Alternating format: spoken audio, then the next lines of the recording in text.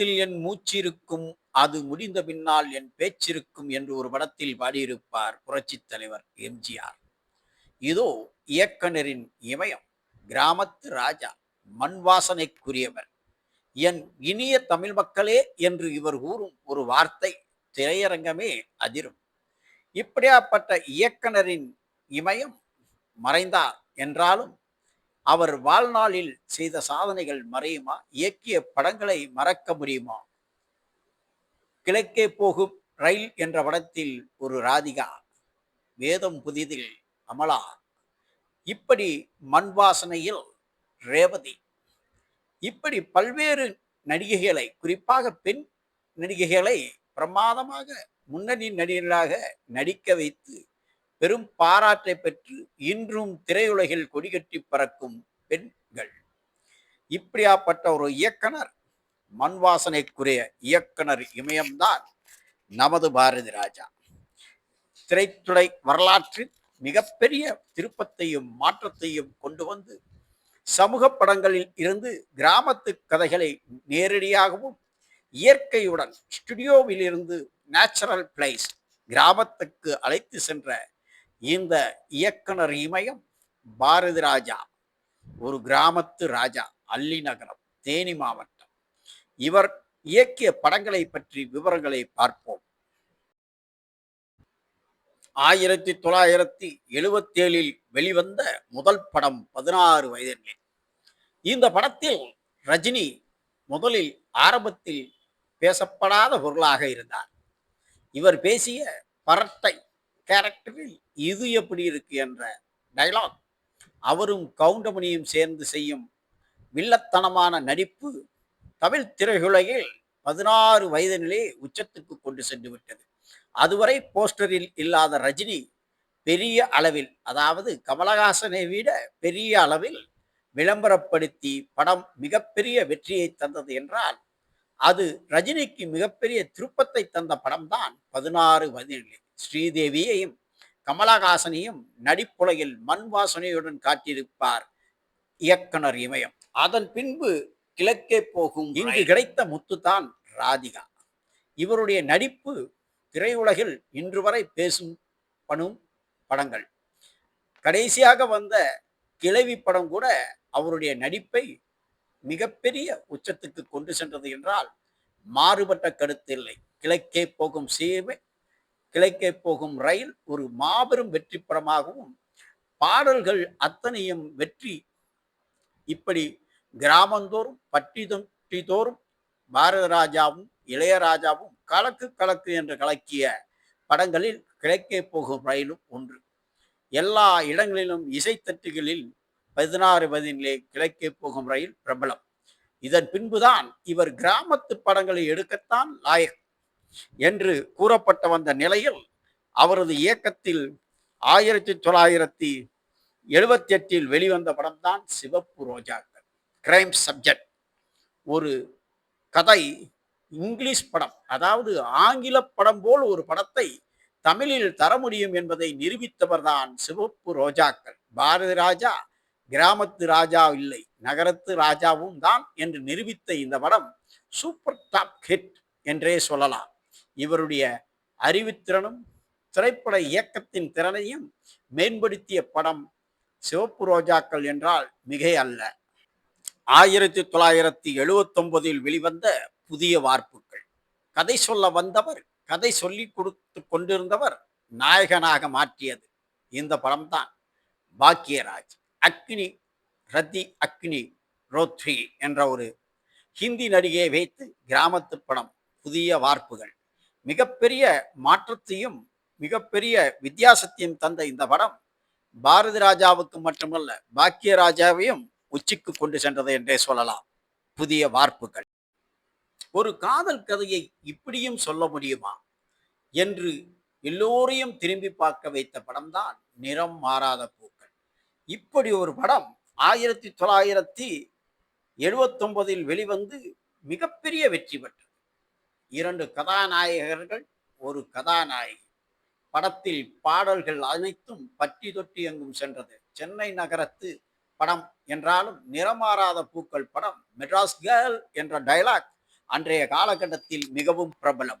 1980 வெளிவந்த படம்தான் நிழல்கள்.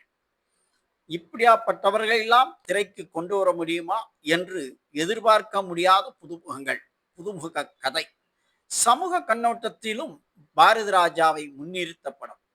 இயக்குனர் சிகரம் பாலச்சந்தர் இயக்கி வெளிவந்திருந்த படம்தான் வறுமையின் நிறம் சிவப்பு. இந்த படமும் நிழல்கள் படமும் ஒரே கதையோட்டத்தில் உண்டு என்றால் இரண்டு படமும் சமவளவில் வெற்றி பெற்றன என்றே கூறலாம். சமூக கண்ணோட்டத்தில் வேலையில்லா திண்டாட்டத்தை எடுத்து காட்டிய படங்களில் வறுமையின் நிற சிவப்பும், இளைஞர்களின் சமூக சூழலை எடுத்து காட்டிய படம் நிழல்கள் என்றால் மாறுபட்ட கருத்தல்ல. 1981 பெரும் புரட்சி பண்ண படம் அலைகள் ஓய்வதில்லை, வாடி என் கப்பக்கிழங்கே என்றும் ஜாதி வேறுபாடுகளை கலைந்த படம் என்றே சொல்லலாம். ஒரு கிறிஸ்தவ பெண்ணுக்கும் ஒரு பிராமண ஆணுக்கும் ஏற்படும் காதல் கிளைமாக்ஸில் கலக்கியிருப்பார் பாரதி ராஜா. இந்த படம் அன்றைய காலகட்டத்தில் மிகப்பெரிய வெற்றியை பெற்றது. பாடல்கள் மட்டுமல்லாமல் கதையின் கருத்தும் ஜாதி வேறுபாடுகளை ஒழிக்கும் நோக்கத்தில் இருந்தபடையால் இளைஞர்களை மிக எளிதாக கவர்ந்த இந்த படம் மிகப்பெரிய வெற்றி படம், சாதனை தான் என்று சொல்லலாம். அலைகள் ஓய்வதில்லை கார்த்திக் நடிகரையும் ராதாவையும் அறிமுகப்படுத்திய படம். இவர்கள் இன்றும் திரையுலகில் மிகப்பெரிய சாதனையாளர்களாக திகழ்கிறார்கள்.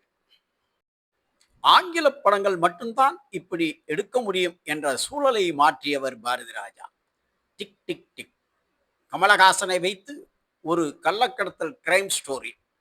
மிகவும் அருமையான கதையோட்டம் கொண்ட இந்த படம் கவர்ச்சிகளிலும் பாடல்களிலும் கமலஹாசன் நடிப்பிலும் மிகப்பெரிய சாதனை படைத்த படம் தான் டிக் டிக் டிக். இவரால் இப்படி எப்படி கிராமத்திலிருந்து உடனடியாக மாறி மிகப்பெரிய வெற்றி படத்தை அதுவும் மாறுபட்ட கோணத்தில் தர முடியும் என்று திரைப்பட சிந்தனையாளர்கள் ஏறெடுத்து பார்த்த படங்களில் டிக் டிக் டிக் ஒன்றும் மிகப்பெரிய வெற்றி படம். பாரதி ராஜா இயக்கத்தில் வெளிவந்த படம் 1981 வாலிபமே வா. இந்த படம் பாரதி ராஜா இயக்கத்தில் இன்று வரை கண்திஷ்டி படம் என்றே சொல்லலாம். அவரா இயக்கினார் என்ற கருத்து திரைப்படத்துறையில் இந்த படம் வெளிவந்த போது மிகப்பெரிய சர்ச்சையை ஏற்படுத்தியது என்றால் மிகையல்ல. பாரதி ராஜாவுக்கு இந்த படம் ஒரு கருப்பு புள்ளியே. 1982 வெளிவந்த படம் தான் காதல் ஓவியம். பரதநாட்டியம் ஆடத் தெரியாத ராதாவை வச்சு புதுமுக நடிகரை வைத்து எடுக்கப்படும். பாடல்கள் டாப் ஹிட் மூவி என்றே சொல்லலாம். இளையராஜா அசைத்திருப்பார் இசையில். இந்த படம் பாடலுக்காக வெற்றி பெற்ற அளவுக்கு கதை அமைப்புக்காக வெற்றி பெறவில்லை என்பது குறிப்பிடத்தக்கது.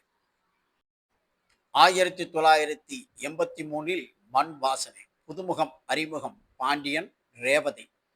ரேவதி போல் ஒரு நடிகையை கண்டுபிடித்து தந்தது இந்த தமிழ் திரையுலகத்திற்கு மிகப்பெரிய வரப்பிரசாதம். இப்படியாப்பட்ட ஒரு கிராமத்து கதையை தர முடியுமா? அதுவும் கிராமத்து அழகை கேமராமேன் மூலம் இவர் செய்திருந்த சாதனையை பார்க்க பரவசத்தை ஏற்படுத்தியது.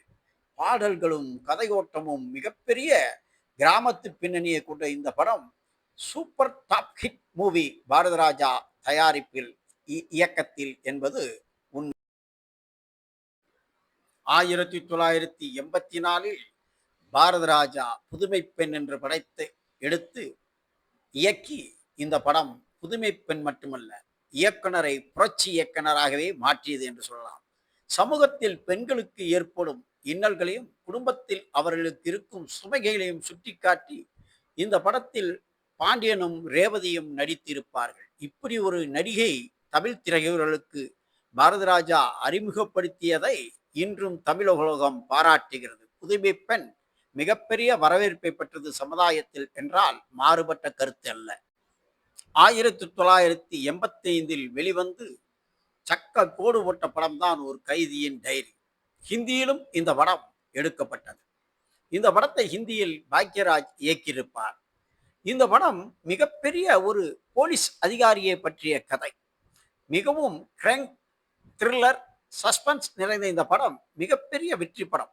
பாரதி ராஜா மீண்டும் தனது ஆங்கில பாணி படத்தை தந்திருந்தார் தமிழ் உலகத்திற்கு என்றால் ஒரு கைதியின் டைரி என்பது குறிப்பிடத்தக்கது. 1985 வந்த படம்தான். சிவாஜியை வைத்து இப்படி ஒரு படம் எடுக்க முடியுமா, இப்படி சிந்திக்க முடியுமா என்ற படம்தான் முதல் மரியாதை. என்ன நடிப்பு, என்ன பாடல்! அவருக்கு ஈடு கொடுத்து நடித்திருப்பார் நடிகை ராதா. இப்படி ஒரு படத்தை, அதுவும் சிவாஜி போன்ற ஒரு நடிகரை வைத்து எடுக்க முடியுமா என்ற ஆச்சரியத்தை ஏற்படுத்திய படம்தான் முதல் மரியாதை.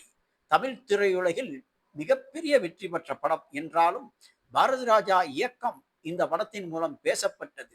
நடிகர் திலகத்தையே இயக்கியிருக்கிறார் இவர் என்று கூறப்பட்ட சிவாஜியின் மாறுபட்ட நடிப்பு. 1986 வெளிவந்த படம்தான். ஒரு வில்லன் கதாநாயகனா ஆக முடியுமா என்ற கேள்விக்கு பதில் சொன்ன படம்தான் கடலோர கவிதைகள். சத்யராஜ். இந்த படத்தில் நடிகை ரேகா அறிமுகம். ஒரு ஆசிரியருக்கும் ஒரு கிராமத்து மீனவனுக்கும் உள்ள கதை. எதற்கும் உதவ மாட்டான், ரவுடியாக திரிந்தவனுக்கு இருக்கும் காதல் இந்த படத்தின் மூலம் வெளிவந்த படம்தான் கடலோர கவிதைகள். பாடல்களும் சத்யராஜ் நடிப்பும் மிகப்பெரிய சாதனை படுத்த படம் கடலோர கவிதைகள் என்றால் மாறுபட்ட கருத்தல்ல.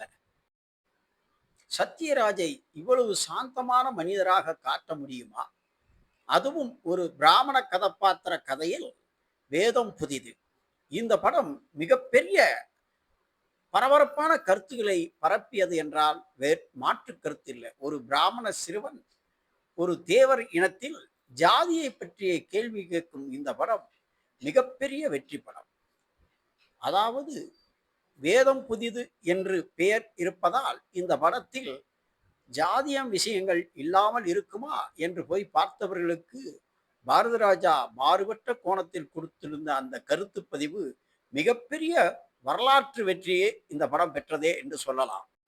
ரஜினியை வைத்து கொடி பறக்குது என்ற படம் ஆக்ஷன் மூவி. போலீஸ் அதிகாரி இப்படி பல்வேறு தோற்றங்களுடன் கொடி பறக்குது படத்தில் அவருக்கு ஜோடி அவலா.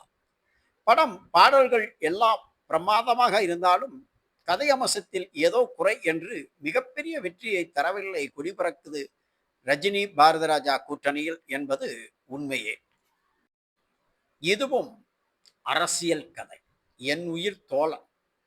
அன்றைய காலகட்டத்தில் கலைஞரை இமிட்டேட் செய்து எடுக்கப்பட்ட படம் என்று கூறப்பட்ட நிலையில் கலைஞரின் நண்பரா இவர், கலைஞரையே இமிட்டேட் செய்து எடுத்திருக்கிறார் என்று ஒரு தொண்டனுக்கும் தலைவனுக்கும் உள்ள உறவை விவரித்து மிகப்பெரிய கருத்து வேறுபாடுகளையும் அரசியல் ரகசியங்களையும் உடைத்தெறிந்த படம் என்றால் என்னுயிர் தோழன். ஆனால் மிகப்பெரிய வெற்றி படமா பாரதி ராஜா இயக்கத்தில் என்றால் அவரது பழைய வெற்றிகளை பார்க்கும் பொழுது இது ஒரு சாதாரண வெற்றி என்றாலும் படத்தில் இருந்த கருத்து தொண்டர்களுக்கு உணர்வுகளை தூண்டும் விதத்திலும் அவர்களுக்கு விழிப்புணர்வு ஏற்படுத்தும் விதத்திலும் இந்த படம் இருந்தது என்பது சமூக கண்ணோட்டம். மீண்டும் கிராமத்து பக்கம். புதுநெல்லு புதுநாட்டு. சுகன்யா என்ற ஒரு பரதநாட்டிய பெண்ணை திரையுலகிற்கு அழைத்து வந்த பாரதி ராஜா. இதுபோல் நெப்போலியன், அரசியலில் பின்பற்றி கொண்டிருந்த நெப்போலியன் இந்த படத்தில் வில்லனாக நடித்திருப்பார். நெப்போலியன் போல் ஒரு நடிகரை இப்படி பிரமாதப்படுத்தி நடிக்க வைக்க முடியுமா என்ற படம் புதுநெல்லு புதுநாத்து மிகப்பெரிய வெற்றி படம். இளையராஜாவும் இசையில் இந்த படத்தில் சாதனை புரிந்திருப்பார். பாடல்கள் அத்தனையும் ஹிட். படமோ மிகப்பெரிய வெற்றியை தந்த படம்தான் புதுநெல்லு புதுநாத்து. கிராமத்து ராஜாவாகவே அவரை அறிமுகப்படுத்தியது. கார்த்தியை வைத்து எடுத்திருப்பார் மீண்டும் பாரதி ராஜா. படம்தான் நாடோடி தென்றல். ஒரு வாத்து மேய்க்கும் பெண் ஒரு ஆங்கில அதிகாரியின் தங்கை என்ற காதல் கதை. இந்த படம் மிகப்பெரிய கருத்தோட்டம் உள்ள படம் என்றாலும் மாறுபட்ட கதை அமைப்பு. இன்றைய காலகட்டத்தில் மெட்ராஸ் என்ற ஒரு படத்தை நீங்கள் பார்த்திருப்பீர்கள். அதே போன்ற கதையமைப்பு கொண்ட இந்த படம் அப்பொழுது மிகப்பெரிய வரவேற்பை பெறவில்லை என்றாலும் கதையமைப்பும் பாடல்களும் இந்த படத்தில் மிகப்பெரிய வரவேற்பை பெற்றது என்றால் பாரதி ராஜாவின் முத்திரை இந்த படத்தில் இருந்ததே என்று சொல்லலாம். அடுத்து கேப்டன் மகள். இந்த படம் குஷ்புவை வைத்து எடுக்கப்பட்ட படம். இந்த படத்தில் குஷ்புக்கென்றே தனி பாடலும் இந்த படத்தில் இருந்தது. கேப்டன் மகள் படம் பாரதி ராஜாவின் தோல்வி படம் என்றே சொல்லலாம். 1992 வந்த இந்த படம் மிகப்பெரிய வரவேற்பை பெறவில்லை என்பதே முக்கியம். கேப்டன் மகள் போனால் என்ன, கிழக்கு சீமையிலே இந்த படம் பாரத ராஜாவை திரையுலகின் உச்சத்திற்கே கொண்டு சென்றது என்று சொல்லலாம். 1993 வந்து பட்டி தொட்டி எங்கும் இந்த படத்தை பற்றி தான் பேச்சு. இப்படி ஒரு நடிப்பை ராதிகா, நெப்போலியன் மற்றும் விஜயகுமார் தர முடியுமா? இசையில் முதலாக இளையராஜாவை கலட்டிவிட்டு ஏஆர் ரஹ்மானுக்கு வாய்ப்பு கொடுத்த படம்தான் இந்த படம் கிழக்கு சீமை.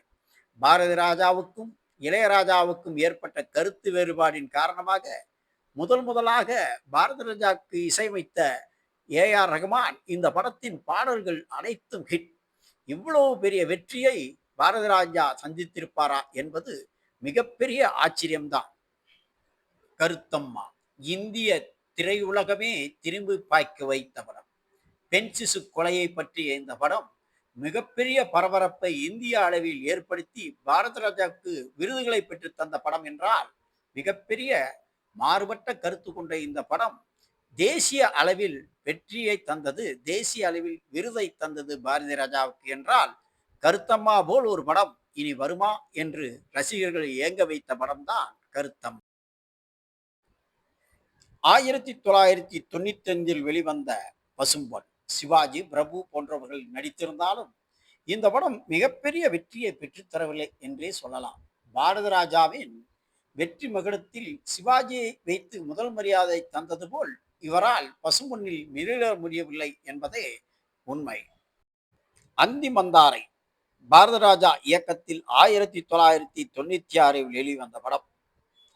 அந்த மந்தாரை படம் பாரத ராஜாவுக்கு மிகப்பெரிய வெற்றியை தரவில்லை என்றாலும் கதையில் பிரமாதமாக இருந்ததாக பேசப்பட்ட படங்களில் பாரதராஜா இயக்கத்தில் நல்ல கதை அம்சம் உள்ள படம் அந்தி மந்தாரை.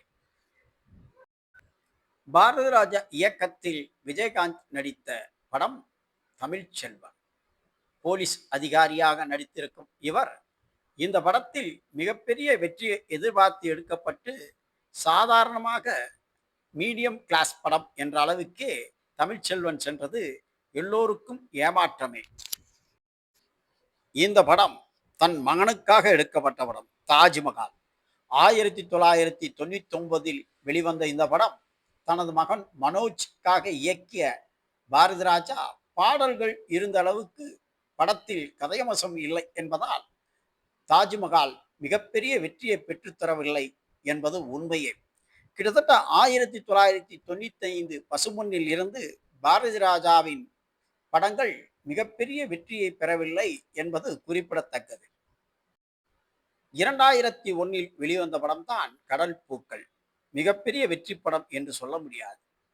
தனது மகன் மனோஜ் மற்றும் முரளியை வைத்து இவர் இயக்கியிருந்த இந்த படம் கடல் பூக்கள் மிகப்பெரிய வெற்றி படத்தை தரவில்லை என்றுதான் குறிப்பாக சொல்ல வேண்டும். 2003 வெளிவந்த படம்தான் பாரத ராஜாவின் ஈரநிலம். படத்தின் கதையம்சம் கிராமத்து பாணியில் இருந்தாலும் பழைய கதை அம்சங்கள் கொண்ட படம் போல் இல்லை என்று கூறி இந்த படம் மிகப்பெரிய தாக்கத்தை சமூக வெளியில் ஏற்படுத்தவில்லை. இது பாரதி ராஜாவின் இயக்கத்தில் வெளிவந்த சுமாரான படம். 2004 வெளிவந்த படம்தான் கண்களால் கைது செய். இந்த படம் ஒரு கிரைம் கலைந்த காதல் படம் என்றே சொல்லலாம்.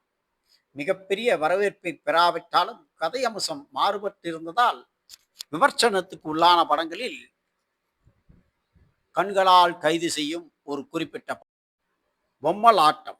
1908 வெளிவந்த இந்த படம் மிகப்பெரிய கதை எதிர்பார்ப்பு இருந்தது. நடிகர் அர்ஜுன் நடித்திருப்பார்.